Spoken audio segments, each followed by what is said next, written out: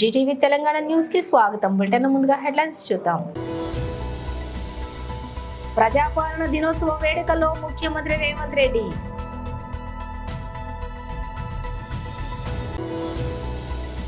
తెలంగాణ భవన్లో మీడియాతో మాట్లాడుతున్న బీఆర్ఎస్ వర్కింగ్ ప్రెసిడెంట్ కేటీఆర్. ప్రత్యక్ష ప్రసారం. బీజేపీ హెచ్క్యూలో ప్రధాని మోదీ జీవితం ఆధారంగా రక్తదాన శిబిరం మరియు ప్రదర్శనను ప్రారంభించిన శ్రీ జేపీ నడ్డా.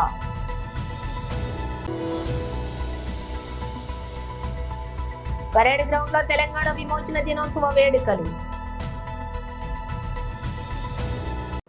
ఇక డీటెయిల్స్ చూస్తే, రేవంత్, నీకు చేతనైతే మీరిచ్చిన 420 అడ్డగోలు హామీలను అమలు చేసి చూపించండి.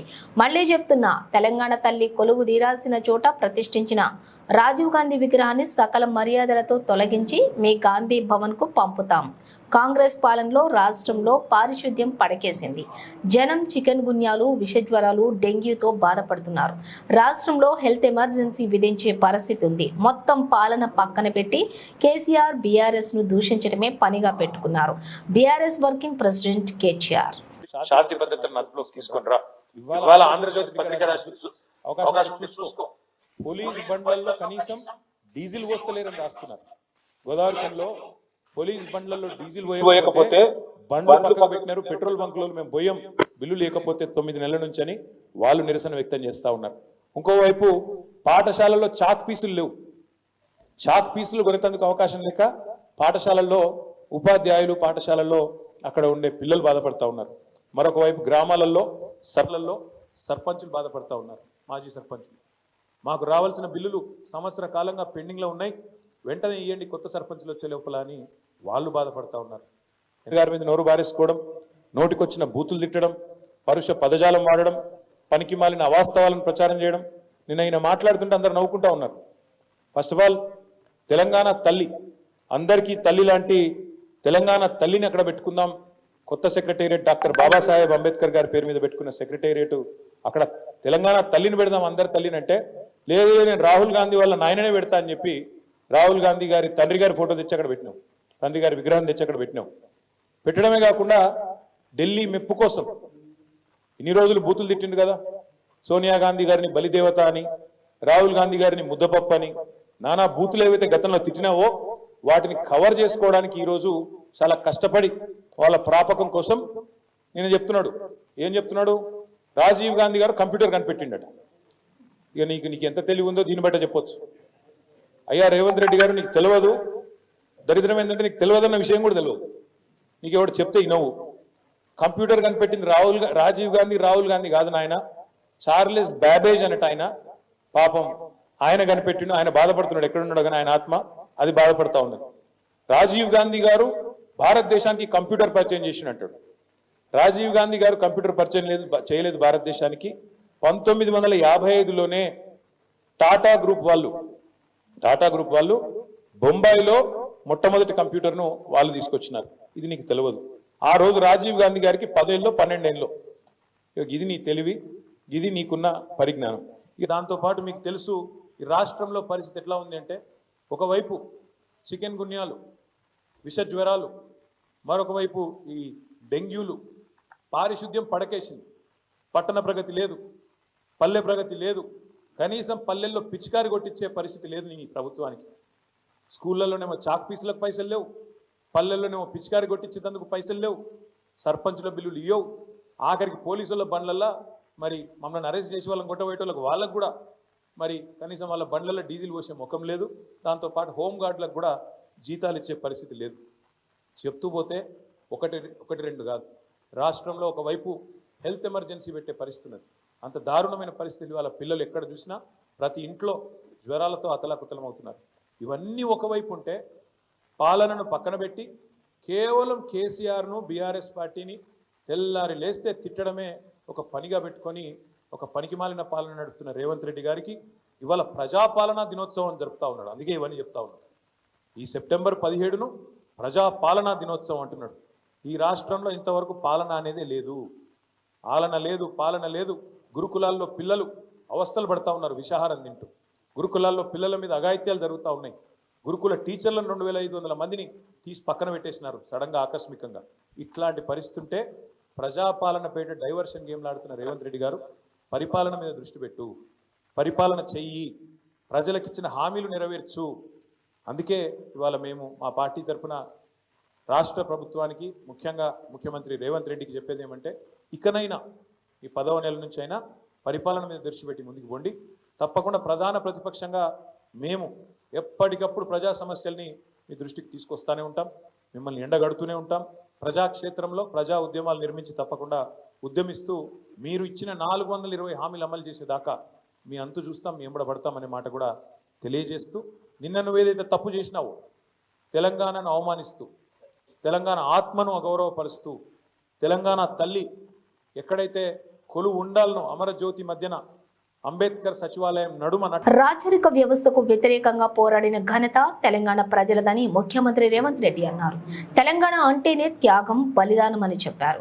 విలీనం, విమోచనం అంటూ స్వప్రయోజనాల కోసం యత్నించడం సరికాదని అన్నారు. నియంత్రం నుంచి తెలంగాణకు విముక్తి కలిగిస్తామని అన్నారు. ఆనాడు భరోసా ఇచ్చామని, 10 ఏళ్ల పాటు కేసీఆర్ పాలనలోని ధ్వంసమైన రాష్ట్రాన్ని మళ్లీ గాడిలో పెడుతున్నామని చెప్పారు. ప్రభుత్వం తరపున పబ్లిక్ గార్డెన్స్ లోని ప్రజాపాలన దినోత్సవాన్ని ఘనంగా నిర్వహించారు. ఈ సందర్భంగా రేవంత్ మాట్లాడుతూ ఈ వ్యాఖ్యలు చేశారు. ప్రభుత్వ పాలన పారదర్శకంగా ఉండాలని కోరుకుంటున్నామని సీఎం తెలిపారు. ప్రతి ఏటా సెప్టెంబర్ 17న ప్రజాపాలన దినోత్సవాన్ని నిర్వహించాలని నిర్ణయించామని చెప్పారు. గత 10 ఏళ్లుగా రాష్ట్ర ఆర్థిక వ్యవస్థను నాశనం చేశారని విమర్శించారు. రాష్ట్ర ప్రయోజనాల కోసం ఢిల్లీకి వెళ్తుంటే తనపై విమర్శలు చేస్తున్నారని మండిపడ్డారు. మన రాష్ట్రానికి రావాల్సిన వాటి కోసం ఎన్నిసార్లు ఢిల్లీకి వెళ్లడానికైనా తాను సిద్ధమని అన్నారు. తాను ఫామ్ హౌస్ సీఎం కాదని పనిచేసే సీఎం అని చెప్పారు. తెలంగాణ భౌగోళిక స్వరూపం బిగించినటువంటి పిడికిలికి మాదిరిగా ఉంటుంది. ఆ పిడికిలికి పోరాటానికి సంకేతం తెలంగాణలో అన్ని జాతులు, కులాలు, మతాలు కలిసికట్టుగా ఉంటాయన్న సందేశం అందులో ఇమిడి ఉంటుంది.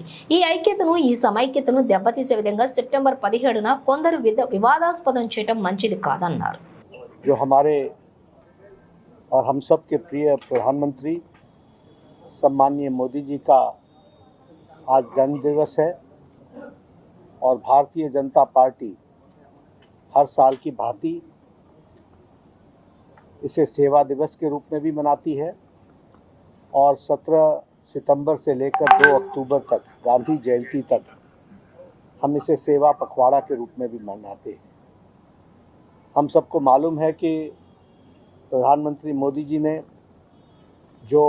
जिस समर्पण के साथ देश में गांव, गरीब, वंचित, पीड़ित, शोषित, दलित, युवा, महिला, किसान की चिंता की है और उनके जीवन में सुधार लाने का जो प्रयास किया है और जिस तरीके से संकल्प को सिद्धि में बदला है, ऐसे महान शख्सियत की हम सब जब जन्म दिवस मनाते हैं तो उसे हम सेवा दिवस के रूप में पूरे देश में करोड़ों कार्यकर्ता इस अवसर को मनाते हैं।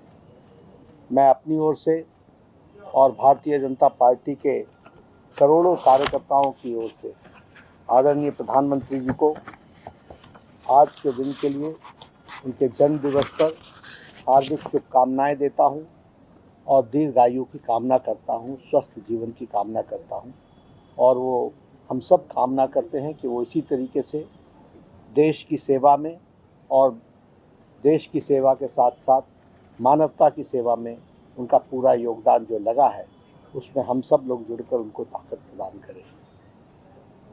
आज का दिन विश्वकर्मा दिवस भी है और आज ही के दिन प्रधानमंत्री मोदी जी ने तीसरी बार प्रधानमंत्री के रूप में जो कार्य संभाला उसके 100 दिन भी पूरे हुए। इसलिए यह दिन बड़ा विशेष है और जैसा मैंने बताया कि हम सेवा पखवाड़ा मना रहे हैं जिसमें हम रक्तदान, वृक्षारोपण, समाज सेवा, मलिन बस्तियों की सफाई, स्वच्छता अभियान, ऐसे बहुत से अभियान हम सब लोग लेने का काम हम लोगों ने लिया है जिसकी शुरुआत आज के दिन हुई थी। मैं यहाँ ये भी कहना चाहता हूँ कि 100 दिन के उपलक्ष्य में आज से अगले 5-6 दिनों तक, एक सप्ताह तक जो कार्य 100 दिनों के अंदर हुए हैं वह विभिन्न विभागों के द्वारा, भारत सरकार के विभिन्न विभागों के द्वारा और विभिन्न हमारे सभी मंत्रियों के द्वारा उसके बारे में उसकी जानकारियां जनता तक पहुंचाई जाएंगी। और जो हम जिस तीव्र गति से आदरणीय प्रधानमंत्री मोदी जी के नेतृत्व में मोदी 3.0 यानी तीसरी बार जो प्रधानमंत्री काल का कार्य है उसके 100 दिन के कार्य को भी हम जनता के सामने रखेंगे। हम ये आपको बताना चाहते हैं कि 100 दिन के अंदर ही 3 करोड़ प्रधानमंत्री आवास योजना के तहत मकान बनाने की मंजूरी और उस मकान बनाने का कार्य वह प्रारंभ हो गया है। उसी तरीके से 17वीं प्रधानमंत्री किसान सम्मान निधि यह भी रिलीज़ कर दी गई है और लगभग 2 लाख करोड़ रुपए से ज़्यादा किसान के खातों में जा चुका है। और उसी तरीके से यूनिफाइड पेंशन स्कीम, इसकी भी मंजूरी भारत सरकार ने दे दी है। एमएसपी में इजाफा किया है। उसी तरीके से 15 वंदे भारत ट्रेन यह भी इनको भी चला दिया गया है। और उसी तरीके से हमारे 8 national high speed road corridor इसको मंजूरी दे दी गई है। 8 नए railway line, broad gauge line, fast moving line, इसको भी मंजूरी दे दी गई है। नई 12 नए स्मार्ट सिटी इसके बनाने की भी मंजूरी दे दी गई है। इंफ्रास्ट्रक्चर में 3 लाख करोड़ रुपए से ज़्यादा खर्च करने की 3 लाख करोड़ रुपए की इंफ्रास्ट्रक्चर की मंजूरी दे दी गई है। और सबसे महत्वपूर्ण समाज के सभी वर्गों బీజేపీ హెచ్క్యూలో ప్రధాని మోదీ జీవితం ఆధారంగా రక్తదాన శిబిరం మరియు ప్రదర్శనను ప్రారంభించిన శ్రీ జేపీ నడ్డా. తీగలను తెంపి అగ్నిలో దెప్పినావు నా తెలంగాణ కోటి రత్నాల వీణ. 76 సంవత్సరాల క్రితం తెలంగాణ గడ్డపై రాచరికానికి, నియంతృత్వానికి, పెత్తందారితనానికి వ్యతిరేకంగా మహాకవి దాశరథి కృష్ణమాచార్య అక్షీకరించిన కవితానందం ఇది.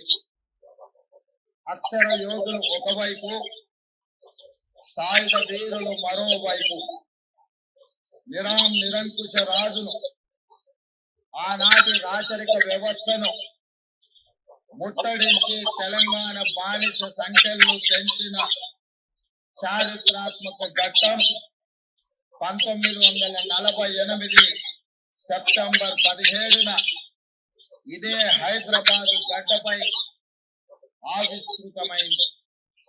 ఒక ప్రాంతానికో, ఒక కులానికో, ఒక మతానికో వ్యతిరేకంగా జరిగిన పోరాటం కాదు ఇది. ఒక జాతి తన స్వేచ్ఛ కోసం, ఆత్మ గౌరవం కోసం రాచరిక పోకడలపై చేసిన తిరుగుబాటు. తెలంగాణ అంటే త్యాగం. ఈ త్యాగాలకు ఆత్ముడు దొడ్డి కొమరయ్య లాంటి ఎంతో మంది వీరులు తమ ప్రాణాలను ఒడ్డి సాయుధ పోరాటానికి ఊపిరి పోసిన గొప్ప వ్యక్తులు దొడ్డి కొమరయ్యతో పాటు ఎంతో మంది వీరులు. నాటి సాయుధ పోరాటంలో ఎందరో ప్రాణ త్యాగాలు చేశారు, జీవితాలు త్యాగం చేశారు. సర్వం కోల్పోయినా లక్ష్య సాధనలో వెనుకంజ వేయలేదు. ఆనాటి సాయుధ పోరాటంలో ప్రాణాలు వదిలిన అమర వీరులకు ఈ సందర్భంగా ఘనమైన నివాళిని అర్పిస్తున్నాను. 4 కోట్ల తెలంగాణ ప్రజలకు ప్రజాపాలన దినోత్సవ శుభాకాంక్షలు తెలియజేస్తున్నాను. సెప్టెంబర్ 17 తెలంగాణ ప్రస్థానంలో అత్యంత కీలకమైన రోజు. ఈ శుభ దినాన్ని ఎలా నిర్వహించుకోవాలన్న విషయంలో ఇప్పటి వరకు భిన్న అభిప్రాయాలు ఉన్నాయి. కొందరు విలీన దినోత్సవం అని, కొందరు విమోచన దినోత్సవం అని సంబోధిస్తున్నారు. ప్రజా ప్రభుత్వం అధికారంలోకి వచ్చిన తర్వాత సెప్టెంబర్ 17ను అధికారికంగా నిర్వహించాలని నిర్ణయించినాం. లోతైన ఆలోచన ప్రజాపాలన దినోత్సవంగా సెప్టెంబర్ 17న జరుపుకోవడం సముచితంగా ఉంటుందని మేమందరం భావించాం. సెప్టెంబర్ 17, 1948 నాడు తెలంగాణ ప్రజలు నిజాం రాజరిక వ్యవస్థను కూలదోసి ప్రజాస్వామ్య ప్రస్థానానికి నాంది పలికారు. ఇది తెలంగాణ ప్రజల విజయం. ఇందులో రాజకీయాలకు తావు లేదు. రాజకీయ ప్రయోజన కోణంలో దీన్ని చూడటం అవివేకం అవుతుంది. విలీనమని ఒకరు, విమోచనమని మరొకరు స్వప్రయోజనాల కోసం నాటి అమరుల త్యాగాలను పలుచన చేసేలా ప్రవర్తించడం సరికాదని ప్రజా ప్రభుత్వం భావిస్తుంది. అందుకే ఈ శుభ దినానికి ప్రజా కోణాన్ని జోడిస్తూ ప్రజా పాలన దినోత్సవంగా నామకరణం చేశాం. ప్రజా ప్రభుత్వం తీసుకున్న ఈ నిర్ణయం 4 కోట్ల ప్రజల యొక్క ఆకాంక్ష, వారి ఆలోచన, నాటి తెలంగాణ సాయుధ పోరాట స్ఫూర్తి. ఈ నిర్ణయాన్ని ఎవరైనా తప్పుపడితే వారికి స్వార్థ ప్రయోజనమే అవుతుంది తప్ప ప్రజాహితం కాబోదు. ఇందులో మా స్వార్థం లేదు. కాంగ్రెస్ పార్టీ కోసమో మా వ్యక్తిగత ఆకాంక్షలతో చేసిన నిర్ణయమో కాదు. మనం జాగ్రత్తగా గమనిస్తే తెలంగాణ భౌగోళిక స్వరూపం బిగించిన పిడికిలి మాదిరిగా ఉంటుంది. పిడికిలి పోరాటానికి సింబల్. అంతేకాదు 5 వేళ్లు బిగిస్తే పిడికిలి. తెలంగాణలో అన్ని జాతులు, అన్ని కులాలు, మతాలు కలిసికట్టుగా ఉంటాయన్న సందేశం ఇందులో ఇమిడి ఉంది. ఈ ఐక్యత. ప్రత్యక్ష ప్రసారం పరేడ్ గ్రౌండ్ లో తెలంగాణ విమోచన దినోత్సవ వేడుకలు. బీజేపీ తెలంగాణ వేదిక పైనటువంటి పెద్దలు, కేంద్ర బొగ్గు గనుల శాఖ మంత్రులు గౌరవనీయులు శ్రీ జి కిషన్ రెడ్డి గారికి, రాజ్యసభ సభ్యులు డాక్టర్ కె లక్ష్మణ్ గారికి, స్థానిక పార్లమెంట్ సభ్యులు శ్రీ ఈటల రాజేందర్ గారికి, CISF director general Shri RS Bhatti గారికి, CRPF director general Shri Aneesh Dayal Singh గారికి, కేంద్ర సాంస్కృతిక శాఖ జాయింట్ సెక్రటరీ ఉమా నండూర్ గారికి, ఈ కార్యక్రమానికి విచ్చేసిన ప్రతి ఒక్కరికి, తెలంగాణ ప్రజలందరూ కూడా పేరు పేరున తెలంగాణ విమోచన దినోత్సవ శుభాకాంక్షలు. నా ప్రియమైన అక్క చెల్లెలు, అన్నదమ్ములు, పెద్దలందరికీ తెలంగాణ స్వాతంత్ర్య దినోత్సవ శుభాకాంక్షలు. చిన్నప్పుడు స్కూల్లో స్వాతంత్ర దినోత్సవం అంటే 15th ఆగస్ట్, 15 ఆగస్ట్, గణతంత్ర దినోత్సవం అంటే 26 జనవరి. కానీ అంతేగాని అసలు తెలంగాణకు స్వాతంత్రం వచ్చింది 17th సెప్టెంబర్. అందుకే ఇవాళ మనందరి పండుగ రోజు. గత ప్రభుత్వాలు చరిత్రను వక్రీకరించకపోతే సెప్టెంబర్ 17 కూడా మనకు పండుగ చేసుకుంటాం మనం అందరం కూడా. కానీ అసలు నిజాలను భూస్థాపితం చేశారు, అబద్ధపు కల్పితాలను చరిత్రం చేశారు. భారతదేశానికి 1947 ఆగస్టు 15 స్వాతంత్రం లభిస్తే 399 రోజుల తర్వాత, అంటే 1948 సెప్టెంబర్ 17న నిజాం నిరంకుశ పాలన నుండి తెలంగాణ ప్రజలకు విముక్తి లభించిన రోజు. భారతదేశంలో హైదరాబాద్ సంస్థానం విలీనమైన రోజు. తెలంగాణకు స్వాతంత్రం వచ్చి ఇవాళకి సరిగ్గా 76 ఏళ్ళు. 1947 15 ఆగస్టున దేశానికి స్వాతంత్రం వచ్చినా తెలంగాణకు ఎందుకు రాలేదు? నిజాం పాలనలో తెలంగాణ ప్రజల పరిస్థితి ఏ విధంగా ఉండేదని ఎవరన్నా చెప్పగలరా? రజాకర్ల రాక్షస పాలన నుండి తెలంగాణకు విముక్తి కల్పించేందుకు జరిగిన పోరాటాలు ఏంటియో అసలు మనకు తెలుసా? కొట్లాడి ప్రాణాలొడ్డి తెచ్చుకున్న నాటి తెలంగాణ స్వాతంత్ర పోరాట ఫలాలు నేటికి అందుతున్నాయా లేదా? ఇవేవి మనకు తెలియకుండా కుట్ర చేసిన విషయం వాస్తవం. ఈ వాస్తవాల చరిత్రను కళ్ళకు కట్టినట్టు చూపాలనే ఉద్దేశంతో ఎన్నో కష్టాలు పడి ఎన్నో కష్టాలైనా అన్నిటినీ భరించి రజాకర్ సినిమా తీసినటువంటి గూడూరు నారాయణ రెడ్డి గారికి ఈ సందర్భంగా నా ప్రత్యేక అభినందనలు తెలియజేస్తున్నా. భావి తరాలకు నిజ నిజాలు తెలవాలనే ఉద్దేశంతో కేంద్ర ప్రభుత్వం ఆధ్వర్యంలో 3 ఏళ్ల నుంచి తెలంగాణ విమోచన దినోత్సవాలను జరుపుకుంటున్నాం. ఈ అవకాశాన్ని కల్పించిన మన ప్రియతమ నేత దేశ ప్రధాని గౌరవనీయులు శ్రీ నరేంద్ర మోడీ గారికి, కేంద్ర హోంశాఖ మంత్రులు శ్రీ అమిత్ షా గారికి తెలంగాణ ప్రజల పక్షాన హృదయపూర్వక కృతజ్ఞతలు తెలియజేస్తున్నాం. ముఖ్యంగా ఈ విషయంలో ఈ రోజు ఈ కార్యక్రమం జరుపుకుంటున్నామంటే దీనికి కర్త కర్మ క్రియ కేవలం ఈ క్రెడిట్ అంతా కూడా మన కేంద్ర బొగ్గు గనుల శాఖ మంత్రి శ్రీ కిషన్ రెడ్డి గారి చొరవ వల్లనే ఈ రోజు ఈ కార్యక్రమాలను 3 సంవత్సరాలు జరుపుకుంటా ఉన్నాం. ఆ రోజు నరేంద్ర మోడీ గారు అమిత్ షా గారితో సమావేశం జరిగినప్పుడు నేను రాష్ట్ర అధ్యక్షుడిగా ఉన్నప్పుడు ప్రత్యేకంగా కిషన్ రెడ్డి గారు మోడీ గారితో అమిత్ షా గారితో మాట్లాడి సార్ తెలంగాణ ఖైరతాబాద్ మహాగణపతి శోభాయాత్ర ప్రారంభం. నవరాత్రులు ఘనంగా పూజలు అందుకున్న ఖైరతాబాద్ మహాగణపతి గంగమ్మ ఒడికి చేరేందుకు సిద్ధమయ్యాడు. ఈ గణేశుడి శోభాయాత్ర ప్రారంభమైంది. వినాయకుడికి కమిటీ సభ్యులు హారతిచ్చి దీన్ని ప్రారంభించారు. భారీ జనసందోహం మధ్య ట్యాంక్ బండ్ వైపు కదులుతున్నాడు. 2.5 కిలోమీటర్ల మేర శోభాయాత్ర కొనసాగనుంది. టెలిఫోన్ భవన్ సెక్రటరియేట్ ఎన్టీఆర్ మార్గ్ మీదుగా సప్తముఖ మహాగణపతి ట్యాంక్ బండ్కు చేరుకుంటాడు. మధ్యాహ్నం 1-2 గంటల లోపు నిమజ్జనం పూర్తి చేయాలని అధికారులు భావిస్తున్నారు.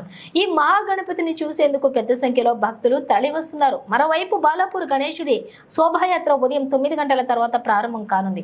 దీనికంటే ముందు లడ్డూ వేలం ఉంటుంది. ఈ వేలంపై సర్వత్రా ఆసక్తి నెలకొంది. గత ఏడాది బాలాపూర్ లడ్డూకి 27 లక్షల భారీ ధర పలికిన విషయం ఆల్రెడీ తెలిసిందే. చెరువులు కుంటల్లో అక్రమంగా నిర్మించిన భవనాలను కూల్చివేసే విషయంలో వెనక్కి తగ్గేదే లేదని తెలంగాణ ముఖ్యమంత్రి రేవంత్ రెడ్డి స్పష్టం చేశారు. హైడ్రాపై ఎన్ని విమర్శలు వచ్చినా ముందుకే వెళ్తామని వివరించారు. ప్రతిపక్ష నేతలు చేసిన విమర్శలను ఆయన కొట్టిపారేశారు. హైడ్రా ఏర్పాటు కూల్చివేతల వెనుక ఎలాంటి రాజకీయ ఉద్దేశాలు తమకు లేవని తేల్చి చెప్పారు. ఈ మేరకు మంగళవారం తెలంగాణ ప్రజాపాలన దినోత్సవం వేడుకల్లో ముఖ్యమంత్రి రేవంత్ రెడ్డి పాల్గొని ప్రసంగించారు. చెరువులు, full tank level, FTL buffer జోన్లలో కట్టినటువంటి బిల్డింగ్లను ఎంత పెద్ద వారివైనా సరే వదిలిపెట్టబోమని రేవంత్ రెడ్డి మరోమారు స్పష్టం చేశారు. ఈ విషయానికి సంబంధించి హైడ్రా ఇప్పటికే పలువురు ఆక్రమణదారులకు, బడాబాబులకు నోటీసులు కూడా ఇచ్చిందని గుర్తు చేశారు. హైడ్రా పనితీరుపై సంతృప్తి వ్యక్తం చేసిన సీఎం అధికారుల పనిలో తాము జోక్యం ఉండదని వివరించారు. కాగా FTL పరిధిలోని నిర్మాణాలకు సంబంధించిన యజమానులకు హైడ్రా నోటీసులు పంపించింది. వెంటనే వాటిని కూల్చేయాలని హెచ్చరించింది. లేదంటే తామే రంగంలోకి దిగి వాటిని కూల్చేస్తామని అధికారులు కూడా స్పష్టం చేశారు. తెలంగాణ ఫ్యూచర్ స్టేట్ గా మాత్రమే కాదు, క్లీన్ స్టేట్ గా ఉండాల్సిన అవసరం ఎంతో ఉంది. నేను గతంలో చెప్పినట్టు ఆర్థిక, సాంస్కృతిక పునరుజ్జీవం మాత్రమే కాదు, పర్యావరణ పునరుజ్జీవనం కూడా జరగాల్సిన అవసరం ఉంది. అందుకే హైడ్రాను ఏర్పాటు చేశాం. ఒకప్పుడు లేక్ సిటీగా పేరు పొందిన హైదరాబాద్ ఈ రోజు ఫ్లడ్స్ సిటీగా దిగజారిపోవడానికి కారణం గత 10 ఏళ్ల పాలకుల పాపమే. వాటి ప్రక్షాళన కోసమే హైడ్రాను ఏర్పాటు చేశాం. చెరువులు, నాలాలను కాపాడుకోకపోతే భవిష్యత్ తరాలు భారీ మూల్యం చెల్లించుకోవాల్సిన పరిస్థితి రాబోతుంది. ఇటీవల కేరళలో ప్రకృతి విలయ తాండవం మనం చూశాము. వేలాది ప్రాణాలు ప్రకృతి ప్రకోపానికి బలైపోయాయి. ఈ పరిస్థితి హైదరాబాద్ కు రాకూడదు. హైడ్రా వెనుక రాజకీయ కోణం లేదు, స్వార్థం లేదు. అదొక పవిత్ర కార్యం, ప్రకృతిని కాపాడుకునే యజ్ఞం. దీనికి ప్రతి ఒక్కరూ సహకరించాలి. కొందరు భూ మాఫియా వాళ్ళు పేదలను ముందు పెట్టి హైడ్రా లక్ష్యాన్ని నీరుగార్చే ప్రయత్నంలో ఉన్నారు. ఎన్ని అడ్డంకులు వచ్చినా హైడ్రా ఆగదు. హైదరాబాద్ భవిష్యత్తుకు హైడ్రా గ్యారంటీ ఇస్తుంది. ఇది నా భరోసా. ప్రజలను సహకరించాల్సిందిగా నేను కోరుకుంటున్నాను. ప్రజా సంక్షేమం విషయంలో కాంగ్రెస్ కు మంచి ట్రాక్ రికార్డు ఉంది. తెలుగు రాష్ట్రాలకు 2 వందే భారత్ రైళ్లను ప్రధాని నరేంద్ర మోదీ వర్చువల్ గా ప్రారంభించారు. ఏపీ నుంచి దుర్గ్ విశాఖపట్నం వందే భారత్ రైలు, తెలంగాణ నుంచి నాగపూర్ సికింద్రాబాద్ రైలును ప్రారంభించారు. దుర్గ్ విశాఖపట్నం వందే భారత్ రైలు దుర్గ్ నుంచి వారానికి 6 రోజులు, గురువారం మినహా ఉదయం 5:45 బయలుదేరుతుంది. అదే రోజు మధ్యాహ్నం 1:45 విశాఖపట్నం చేరుకుంటుంది. విశాఖ నుంచి మధ్యాహ్నం 2:30 ప్రారంభమై రాత్రి 10:50 దుర్గుకు చేరుకుంటుంది. ఈ నెల 20వ తేదీ నుంచి ఈ రైలు రెగ్యులర్ గా తిరగనుంది. సికింద్రాబాద్ నాగపూర్ వందే భారత్ రైళ్లు ఈ నెల 19వ తేదీ నుంచి అందుబాటులోకి రానుంది. మంగళవారం మినహా మిగతా 6 రోజులు కూడా ఈ రైలు నడుస్తుంది. ఈ రైలు ప్రతిరోజు ఉదయం 5 గంటల నుంచి నాగపూర్ నుంచి బయలుదేరి సేవాగ్రామ్, చంద్రపూర్, బల్లారా, రామగుండం, కాజీపేట మీదుగా సికింద్రాబాద్ కు మధ్యాహ్నం 12:15 చేరుకుంటుంది. మధ్యాహ్నం 1 గంటకు మళ్ళీ సికింద్రాబాద్ నుంచి బయలుదేరి రాత్రి 8:20 నాగపూర్ చేరుకుంటుంది.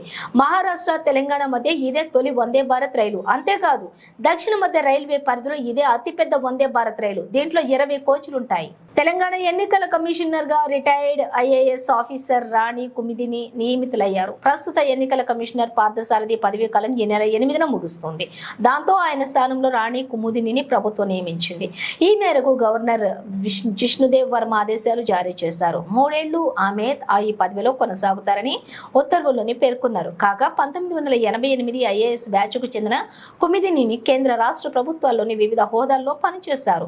కేంద్ర సర్వీసుల అనంతరం తెలంగాణ రాష్ట్ర కార్మిక శాఖ ప్రత్యేక ప్రధాన కార్యదర్శిగా బాధ్యతలు చేపట్టారు. 2023 అసెంబ్లీ ఎన్నికలకు కూడా ముందు పదవీ విరమణ చేశారు. తాజాగా స్థానిక సంస్థల ఎన్నికల నేపథ్యంలో కొత్త ఎన్నికల కమిషనర్ నియామకం ప్రాధాన్యం సంతరించుకుంది. ప్రజాప్రభుత్వంలో ప్రజాపాలన దినోత్సవ వేడుకలు 1948 సెప్టెంబర్ 17 నాడు మన తెలంగాణ నాటి హైదరాబాద్ సంస్థానం రాజుల పాలన నుండి భారతదేశంలో అంతర్భాగంగా మారి ప్రజాస్వామ్య ప్రజాపాలన దశలోకి పరివర్తన చెందింది. ప్రజాస్వామిక స్వేచ్ఛను పొందడం కోసం మహనీయులు చేసిన కృషిని గుర్తు చేసుకుంటూ రాష్ట్ర ప్రభుత్వం ప్రతిష్టాత్మకంగా నిర్వహిస్తున్న ప్రజాపాలన వేడుకలను పురస్కరించుకుని ఖమ్మం పరేడ్ గ్రౌండ్ లోని జాతీయ పతాకాన్ని ఆవిష్కరించడం జరిగింది. సాయుధ పోరాటం నుంచి మలదేశ పోరాటం దాకా, నియంతృత్వంపై తిరుగుబాటు నుంచి స్వరాష్ట్ర సాధన దాకా, దొడ్డి కొమరయ్య నుంచి కాసోజు శ్రీకాంతాచారి దాకా అలు పెరగని పోరాటం చేసిన ప్రతి అమరుడికి నా జోహార్లు. ప్రజా ప్రభుత్వం వచ్చింది, ప్రజా పాలన తెచ్చింది, ఇంటింటికి సంక్షేమాన్ని చేర్చింది, ప్రజలకు ప్రభుత్వం ఉందనే భరోసా కల్పించింది. ప్రజలే మా మార్గదర్శకులు, ప్రజలే మా పాలనను ఆశీర్వదించే దేవుళ్ళు. బులెటిన్ ముగించే ముందు హెడ్లైన్స్ మరోసారి. ప్రజాపాలన దినోత్సవ వేడుకల్లో ముఖ్యమంత్రి రేవంత్ రెడ్డి.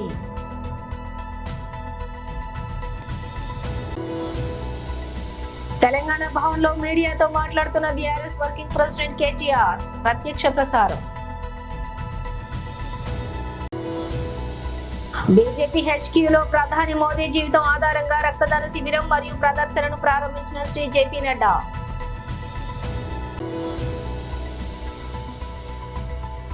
పరేడ్ గ్రౌండ్ లో తెలంగాణ విమోచన దినోత్సవ వేడుకలు. ఇవి బులెటిన్ విశేషాలు. మరో బులెటిన్ తో మళ్ళీ కలుద్దాం.